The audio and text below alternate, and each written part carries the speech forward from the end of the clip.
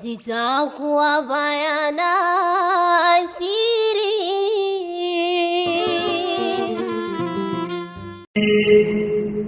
Sadaqallahu al-azim wa sadaqa rasuluhu an-nabiyyu al-karim wa nahnu dhalika min ash-shahidin wa ash-shakirin walhamdulillahi rabbil alamin. إن الحمد لله الذي نحمده ونستعينه ونستغفره ونستهديه ونعوذ بالله من شرور أنفسنا ومن سيئات أعمالنا. من يهده الله فلا مضل له ومن يضلل فلا هادي له، وأشهد أن لا إله إلا الله وحده لا شريك له، وأشهد أن محمدا عبده ورسوله وأرسله بالهدى ودين الحق ليظهره على الدين كله ولو كره الكافرون. أما بعد، السلام عليكم ورحمة الله وبركاته. بعد kumshukuru Allah tabaraka wa taala na kumtakia rehema na amani mtukufu wa daraja kipenzi chetu mtume wetu Nabii Muhammadin sallallahu alaihi wasallam. Tunaendelea na fadla hizi za kupata baraka za mwezi mtukufu wa Ramadhani, tukiwa tuko na saumu, lakini baraka yenyewe ni ile aliyosema Nabii Muhammad kwamba majtama qaumun fi baiti min buyutillah, hawakukusanyika watu katika nyumba miongoni mwa nyumba za Mwenyezi Mungu Subhanahu wa Ta'ala, yatluna kitab Allah wa yatadarasunahu bainahum, wakisoma kitabu cha Mwenyezi Mungu, yani Qur'ani, kitabu ambacho kimeshuka katika mwezi huu mtukufu wa Ramadhani, na wakidarisishana, illa nazalat alayhim sakina, isipokuwa watu hao utulivu utawashukia, wa ghashiyatuhum rahma, na rehema ya Mungu itawaenea.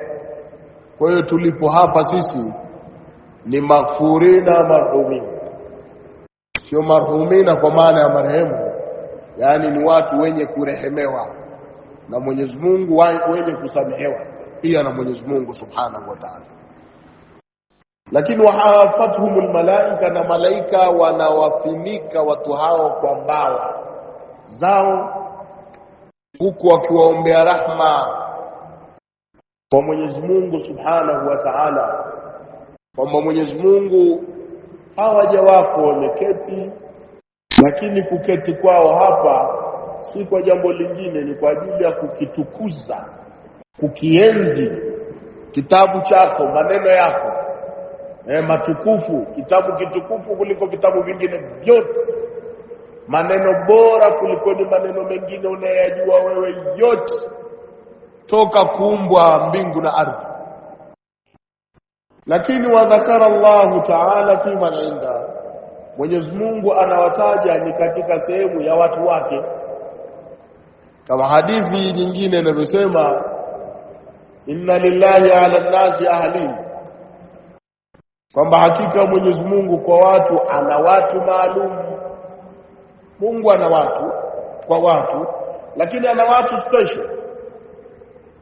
Masahaba wakamuuliza Nabii Muhammad, manhum ya Rasulullah, ni kina nani watu hao maalum? Yani kuna watu maalum wa Mungu, kina nani watu yani maalum? Ni mtu mwenye umuhimu.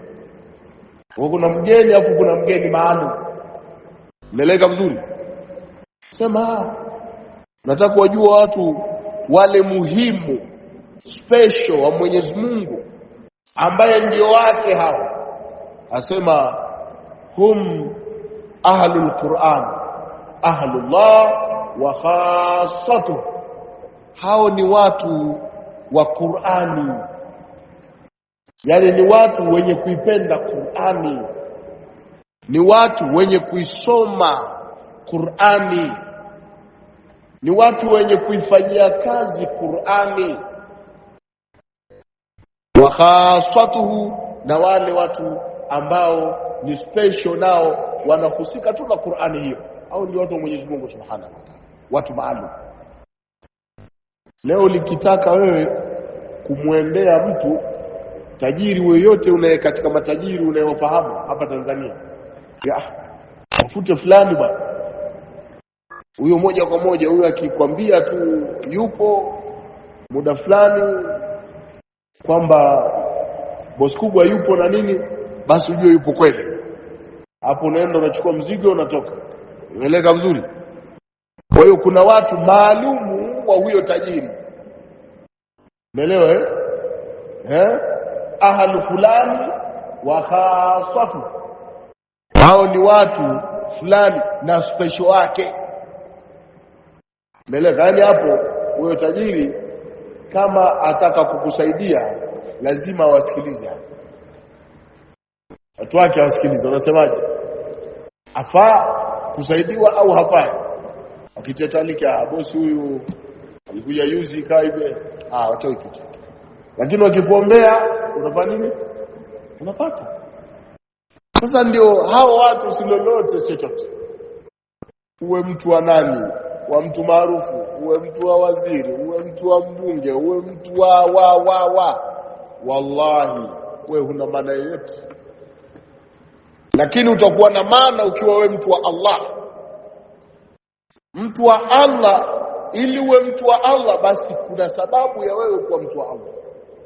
Ni Qur'an. Ukipenda Qur'ani, wewe ukitaka ukimpenda Mungu na ukampenda Mtume Muhammad sallallahu alaihi wasallam, basi penda Qur'an.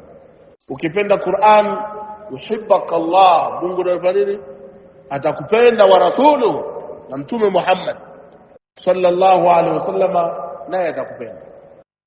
Faya lilajab, leo maajabu makubwa, waya lilasaf shadid, na kwa masikitiko makubwa, waya lilari waya lishanari waya lilfadhiha, fadhiha iliyoje. Leo watu hawaitaki Qur'an. Ukimwambia kuna darasa ya Qur'ani ya kuona, wewe mpuuzi, wewe huna kazi. Haya yote haya aliyosema Mungu hawana haja nayo. Na wengine sio kwamba wana shughuli, ibilisi tu anafanya shughuli yake. Tunaulizwa kwamba ibilisi mbona kafungwa mwezi mtukufu wa Ramadhani, inakuwaje? Yupo. Umeeleka vizuri? Inawezekana ikawa ndio wewe mwenyewe unainuka, ndio ibilisi mwenyewe. Sio, tumelala vizuri? Haiwezekani jambo adhimu. Kuna lolote watoka na chadarsa na kukaa kuangalia mpira, kutazama mpira, Ndondo Cup na darasa kipi bora? Sasa kwa nini tukuita ibilisi? Ambona ibilisi, wewe ndio ibilisi mwenyewe. Kama mwingine anaweza katoka, kwa mfano mwanafunzi akaenda ndani tu bodi aenda kulala, hana fanyalo. Kwa hiyo watu wa Mungu utawaona na watu wasiokuwa wa Mungu utafanya nini? Watu wa Qur'an utawaona na watu wasiokuwa, kama alivyosema Nabii Nuh, inna qaumi ittakhadhu alqur'ana hadha alquran mahjura, hakika watu wangu wameifanya Qur'ani ni kitu chenye kuhamwa, hawaelewi hawa. Si ndio? Kafika mahala Mwenyezi Mungu, Nabii Nuh alipoona sasa hii tulet,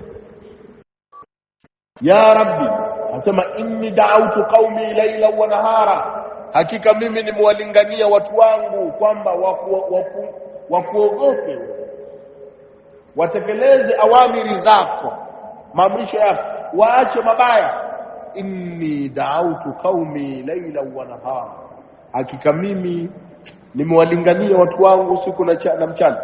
Falam yaziduhum fi du'ai illa firara, hakuna walichonizidishia katika kule kuwalingania kwangu isipokuwa walikuwa kinikimbia.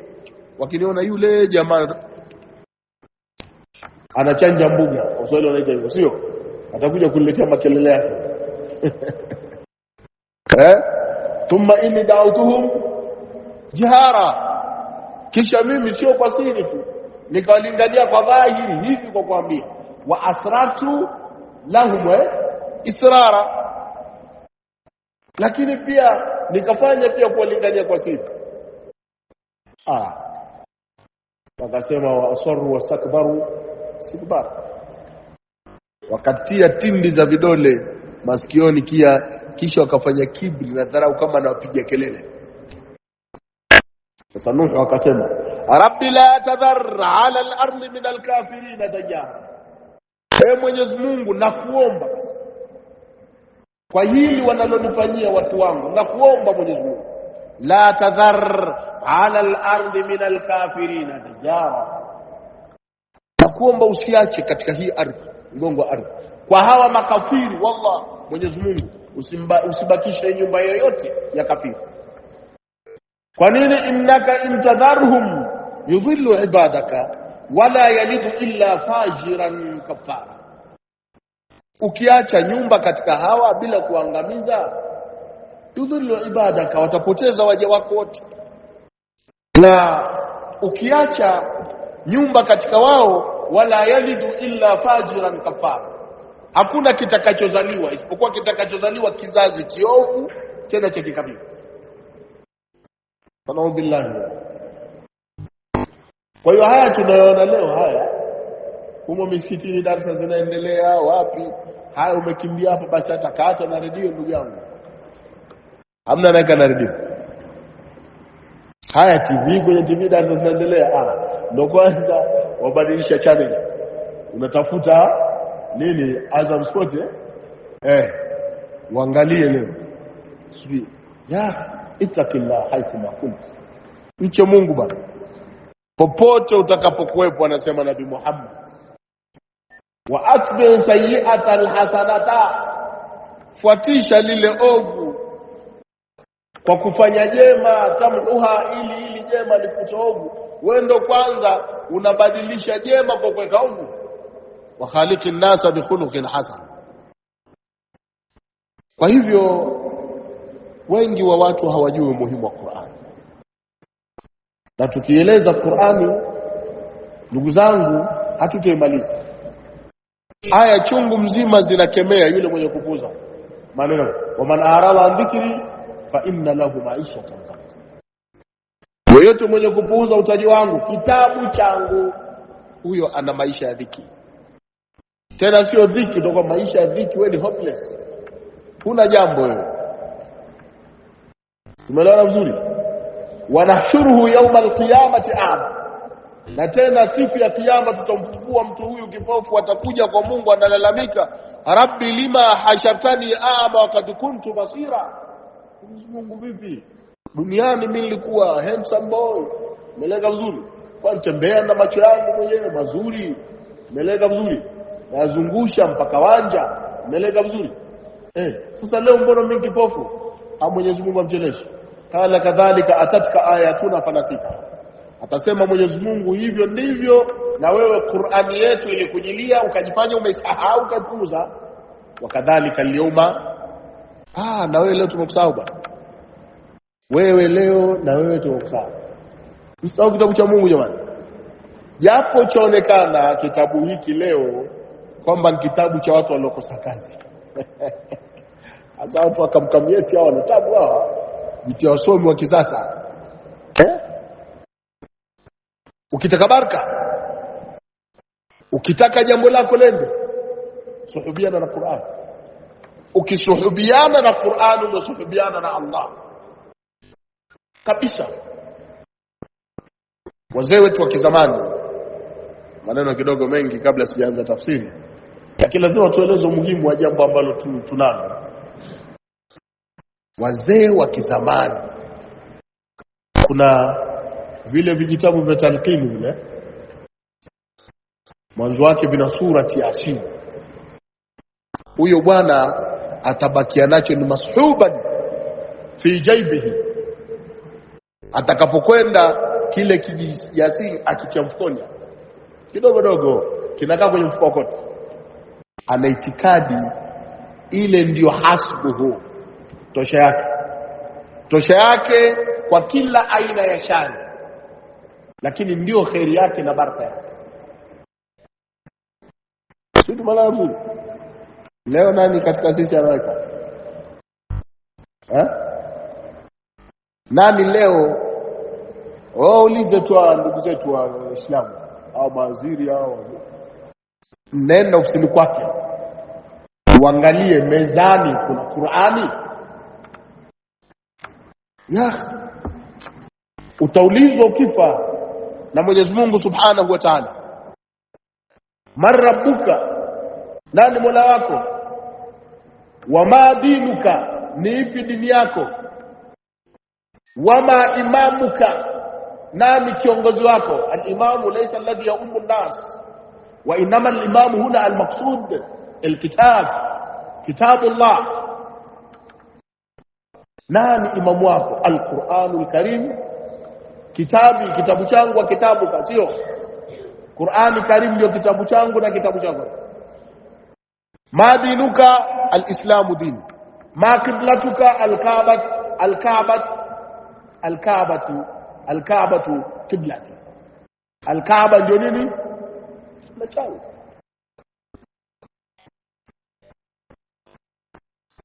Tumeelewana jamani? Mzee Kunga umeelewa?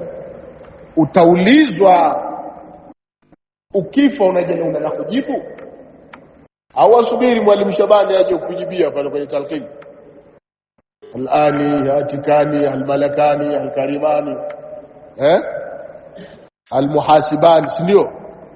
Fa idha sa'alaka man rabbuka faqul Allahu rabbi. Sasa wewe huko hujajishughulisha, unajua mambo mengine mnawapa sai mawahabi. Sisi tumelala vizuri wallah. Kama wewe ulikuwa sio min ahli al-Qur'an, ulikuwa wewe sio min ahli al-iman, yale maneno Mwalimu Shabani atakuwa lakiniwa hataweza kujua. Mzungu sio unanielewa tutakulakinia kama ada, tarkul ada adawa. Wewe Mursal unanielewa? Nitazame vizuri, meleka vizuri Abdurrahman sawa. Tutakulikinia tu kama ada, lakini wewe umekaa hapa, kazi yako kunywa pombe, kazi yako muziki, kazi yako madisco, sawa, uzinifu tu, kazi yako starehe. Alafu siku ya mwisho unatamani aje imamu hapo umekufa. La ilaha illa simaanishi kwamba mambo haya yafai, lakini ninasema yafaa kwa walioyafaa. Unaelewa?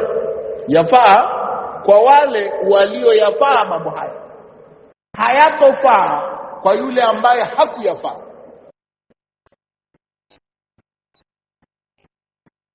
Sasa mwalimu, sasa tuyafae ili na yenyewe yakatufae,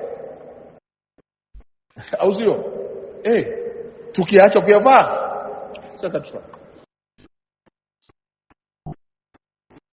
Hawaweki vitabu vya Mungu. Wallahi aibu nyumba Muislamu. Amefariki mmoja katika ikhwa, ndugu, sio? Inafika mahala leo ndugu kafariki,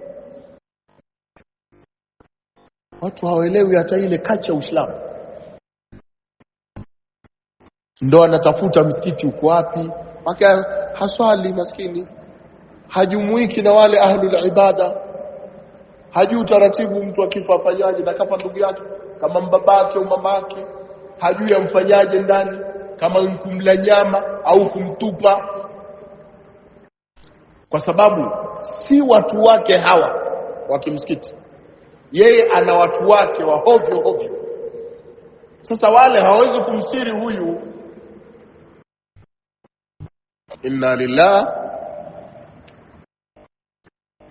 Swaleni watoto wetu, tuwafundisheni watoto wetu Uislamu ili tuwaachie urithi wa kumpenda Allah, kumpenda Nabii Muhammad, ukipenda kitabu cha Qur'an.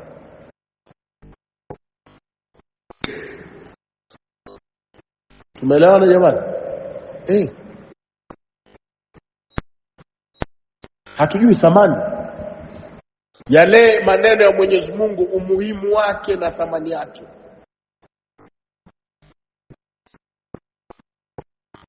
Umuhimu na thamani ya Qur'ani, kama alivyosema Mwenyezi Mungu mwenyewe, lau anzalna hadha alqur'ana ala jabal, kama tungeteremsha hii Qur'ani mnaipiga piga mateke, mnairusha rusha tu, hiyo huwa hapo bwana. Haya maneno lau yangeteremshwa ala dhirwatil jabal, katika kilele cha la ra'aitahu khashiya mutasaddian min khashyatillah, ungeuona ule mlima namna unavyofanya hofu, unavyoogopa uzito wa maneno ya Mungu, unavyotetemeka min khashyatillah, kwa ajili ya kuogopa nani? Haya Mungu asema wa tilka al-amthalu nadribuha lin-nas. Mfano huo apigwe mbuzi bwana, ng'ombe, mbuzi, wala ndege wa aina yote, wala mdudu. Mfano huo wa tilka al-amthalu nadribuha lin-nas la'allahum yatafakkarun. Mfano huo tunawapigia watu wenye akili timamu ili wapate kutafakari, kufikiria adhamatul Qur'an, ukubwa na heshima ya Qur'an na utukufu wake. Sasa haya kitu Mungu anachokieleza hivyo, ndani kwako huna, wewe umekufa. Wallah, kama ndani kwako unaishi Qur'ani huna, na sio unayo Qur'ani kama urembo, at least unaamka subhi, baada salati subhi, soma japo juzu moja kwa mwezi, umehitimisha. Wewe soma tu, usitake kutafsiri, usitake nini, soma tabaruka lillah, afu niambie kama ya kwako ya watu wengi. Jambo lako lolote Mwenyezi Mungu, mimi shida zangu kaza, mimi sidili na mimi nadili na kitabu chako tu, kila siku mimi nahitimisha juzu hii, hatokudhuru ubaya wowote, hatokudhuru jini wala shetani. Na Mwenyezi Mungu ndani ya nyumba hiyo ataondoa balaa, ataondoa matatizo. Ameshasema innal bayta alladhi la yuqra'u fihi alquran, hakika nyumba, au innal bayta alladhi la yuqra'u fihi alquran, nyumba ambayo haisomwi nini, yukillu khairuhu au tukillu khairuhu wa tukthiru sharru, khairi yake inakuwa ndogo, shari inakuwa kubwa. Leo huyu na huyu, baba na mama wapigana, mara watoto wamefanya hivi, mara hivi, bala maradhi aina mbalimbali, kaupa huyu, umemaliza umetibia, kaja huyu, yani misukosuko ishi. Nyumba hiyo baba haina Qur'ani, katawala ibilisi. Ushamwacha ibilisi uskani, mumfanya kiibilisi sasa kwa ndo imamul bait, imamu wa nini? Sasa ibilisi hawezi kukaa kwa maneno haya. Maneno haya ni makubwa, maneno haya umuhimu wake mkubwa. Mfano huo katupigia Mungu, lakini mfano mwingine Mwenyezi Mungu Subhanahu wa Ta'ala yuamwambia Nabii Muhammad namna ilivyo adhamatu kitabillah, ukubwa wa kitabu cha Mwenyezi Mungu, ukubwa wa Qur'ani.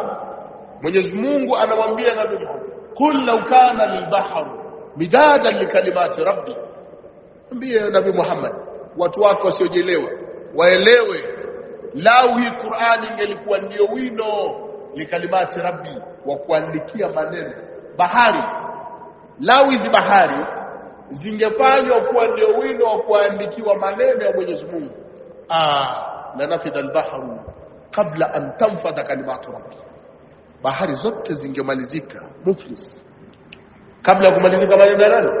Yani Qur'ani kuandikika ingekuwa haijaisha, bahari zote zingemalizika, ndio huo wino wa kuandikia Qur'ani. Na miti yote iwe ndio kalamu ya kuandikia nini? La nafida al-bahr, bahari zingemalizika zote, miti yote ingemalizika kabla an tanfada kalimatu rabbi, kabla kumalizika maneno ya Mwenyezi Mungu. Tena Mwenyezi Mungu yuasema katika suratul Kahfi aya nambari 900, nambari 109, 109. Funua utaona ile nyingine tuliyosoma ile lau anzalna hadha alquran, aya nambari takriban suratul Hashr, aya itakuwa ya 21 au 28, sina kumbukumbu nzuri, lakini suratul Hashr. Meleka vizuri, anasema walau jiina bimithlihi madada, zile bahari zingemalizika na miti, tungeleta tena bahari zingine na miti mingine, sawa. Tuandikie hii Qur'ani, hiyo zingemalizika. Qur'ani iko pale, ukubwa ulioje wa kitabu hiki. Hebu niambie, kitabu cha nani? Sheikh Shaban Robert? Kitabu cha mwalimu? Kitabu cha nani? Hakuna kitabu cha mtu yoyote bwana ambacho kitabu chenye nguvu kubwa, chenye thamani agla, thamani ya hali ya juu kama kitabu cha Mwenyezi Mungu Subhanahu. Tulopewa, tuloletewa, tuko hai au tumekufa? Kabla ya kuingia makaburini tushaingia.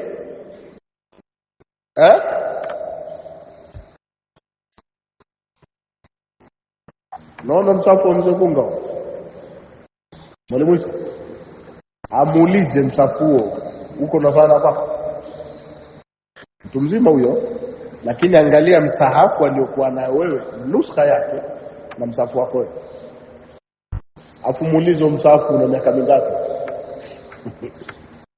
Msahafu ya kizamani kautunza mpaka leo. Wale wazee wa kizamani ukichanika anaushona, anauripea msahafu, unaripewa. Wewe unaoshika msahafu makaratasi ya nini? Huna mpango na kwenda zako, utapata laana ya Mungu. Kimuuliza mzee wa msahafu, mimi nimemtazama wa miaka zaidi ya 80. Sikiliza maneno, unasemaje mzee Kunga?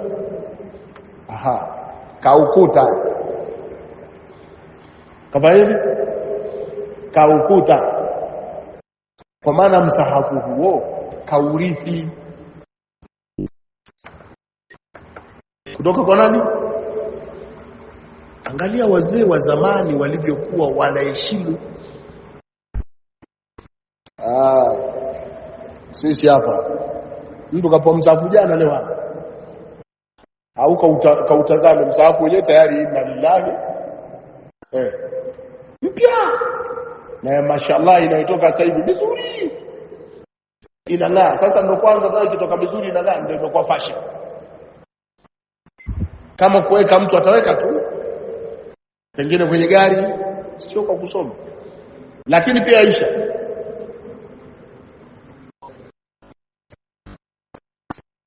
akaulete kwanza, kimake ukiuonyesha lazima uchukue.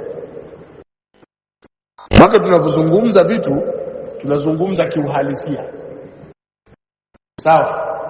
Haya, ule msahafu ni mwanafunzi kasoma pale, tuna kitabu chake, ambulete msahafu ili muone kwa unazungumza, kwa maana sasa hivi sisi tumeihama Qur'ani. Naona au sio? Jina lake kaandika mwenye Msijidi Gaddafi. Umeleka vizuri?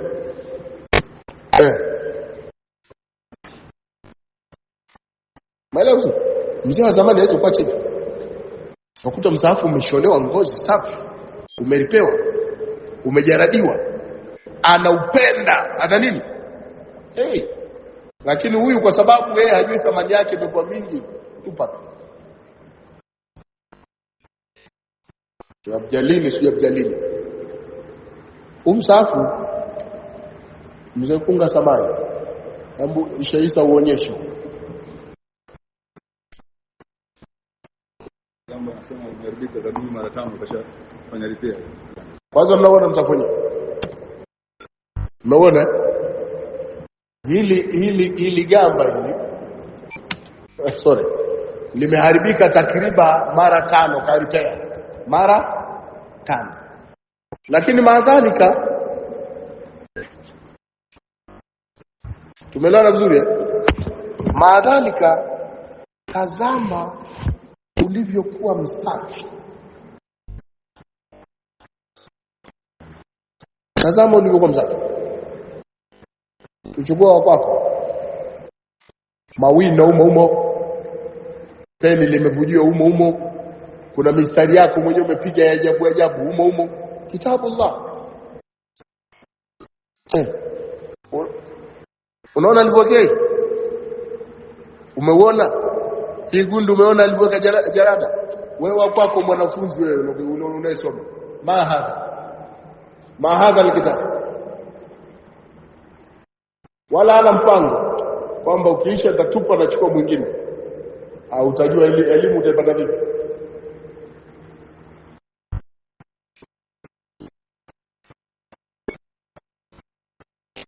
Mzee Gunga, umesema msahafu huu wewe umeukuta. Je, wewe una umri gani mpaka sasa? Mzee Gunga ana miaka 80. Kwa hiyo huu msahafu una umri mkubwa kuliko yeye. Na ulikuwa nani? Msahafu wa mama yake mzazi. Kwa hiyo kazaliwa kaukuta na anao. Na usishangae pengine la kadar Allah Mwenyezi Mungu akamftani, kuna mtu akaja akarithi. Sasa pengine atakayerithi ndo kama watu wenyewe kama sisi. Kwanza akiutazama ataona yeye mwenyewe anaweza kujaa kwamba msahafu mbona hauna nakshi. Sisi wazee wa nakshi. Meleka mzuri. Wallahi natia uchungu. Msahafu una miaka 80 na una miaka 90 tuseme, au zaidi ya 100. Leo na hali hii, nani leo katika sisi anaweza akakaa na msahafu ukafika umri wa miaka 100? Ushahidi ni hapa. So ande hapo kuangalia, pengine toka kupigwa chape una miaka 5 chapa ulipotoka uko kiwandani, lakini umefika kwa huyo aliofika kwake sijui kuna miezi 6.